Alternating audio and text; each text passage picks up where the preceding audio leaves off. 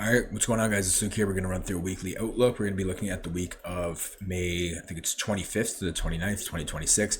I'm going to show you guys what I have marked out on my charts, just some basic analysis, and then we're going to run through the news day by day and how I'm approaching everything.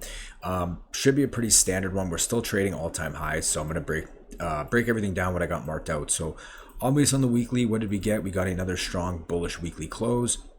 And as you could see, from the beginning of the week, if you watch my last weekly outlook, I wanted to see this weekly gap kind of be an area where it sends price back up.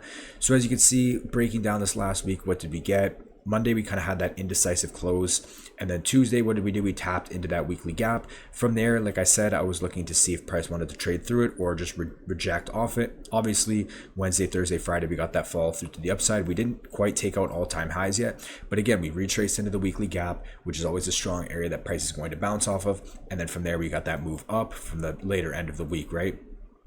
Going over to ES, we could see is pretty much like the exact same scenario. We could see that ES dipped into that weekly gap, wicked into it, and then pushed right back up. Same exact scenario. So starting off on the weekly, what do I have marked out right now? I have currently previous week's high right here, and then we have all-time high, and then I have previous week's low, and I'm keeping this weekly for value gap marked right now because I would like to see potentially this midpoint reacted off of eventually if we do get a move down.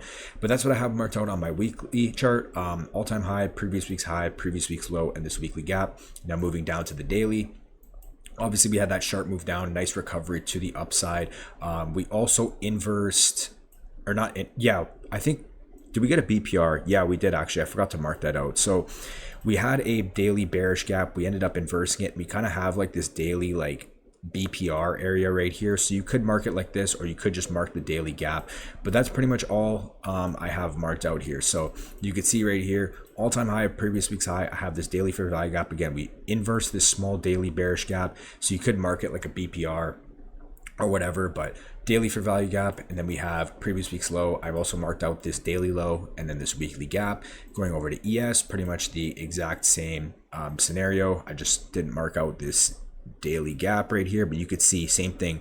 We inverse this daily bearish gap, came back in. Now we have another daily fair value gap right here that we could use potentially as an area to watch if price comes down to. I have all-time high, previous week's high, this daily gap, previous week's low, this daily low leading into this weekly fair value gap. So right now, obviously, what is the trend? Basically, the trend is still bullish, and when we're at all-time highs, you can see we reacted off a weekly gap. I'm expecting price to go higher until I'm proven otherwise. So right now, my bias is obviously bullish, and that's going to be bullish until we're proven otherwise. Now, does that mean I can't catch shorts on the lower time frame? No, I could obviously catch shorts on the lower time frame, but we're looking at a higher time frame perspective. So scenario number one, and the main things that I'm watching right now, is going to be previous week's high, all-time high, and this daily fair value gap. So those are the two crucial areas because that's our main buy side up here and that's our main sell side. So scenario number one, if price wants to push higher off of at the start of the week and we want to trade back towards all-time highs, we're looking for one of two scenarios.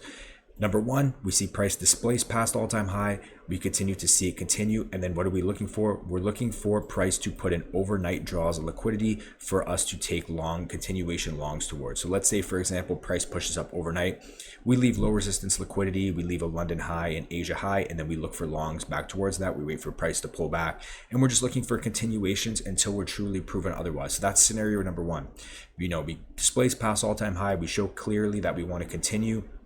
And then maybe we see longs past like the 30,000 mark or something like that. Okay. And that'd be an area I really want to watch is 30,000. This could be a psychological level that does send price back lower, or we just continue to, just monitor that area.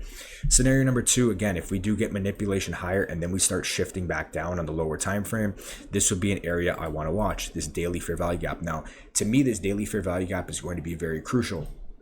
Why? Because it is like the only thing holding us in between, this sell side and our buy side. And if we look on the 4 hour, we have a lot of built up low resistance sell side liquidity that I could easily see, get run through.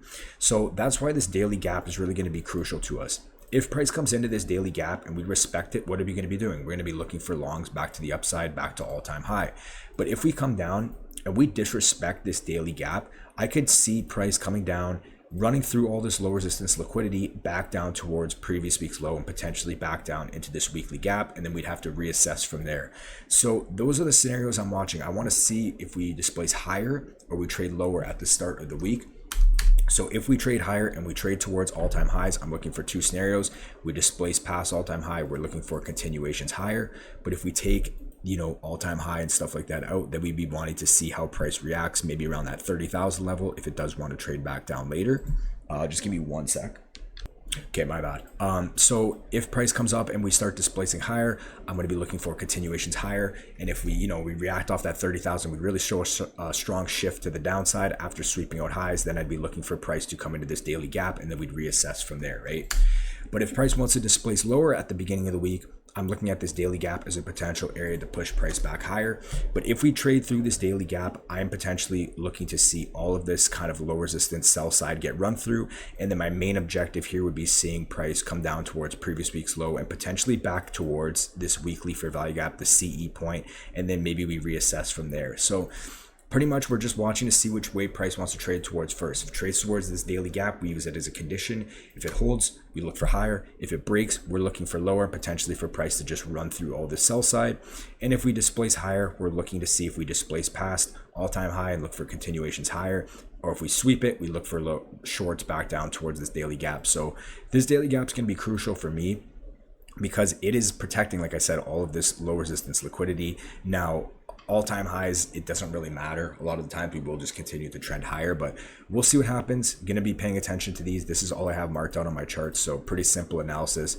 Bullish until proven otherwise, basically, and using this daily gap as a strong condition. So same scenario on ES, it's literally the exact same thing. So now we're gonna run through the news really quick. I'm gonna tell you guys how I'm approaching everything day by day. We do have a shortened week this week, so Monday is a bank holiday, so no trading. We don't have too much this week. Last week we didn't have a lot of news, but make sure to keep updated on like Twitter and stuff like that in case like news events, you see like all this stuff with war news, anything, you want to keep up to date with that just in case, because that will cause gap ups in the market, like on Sunday night when market opens and all that stuff like that. So make sure to watch out for that. So Monday, no trading.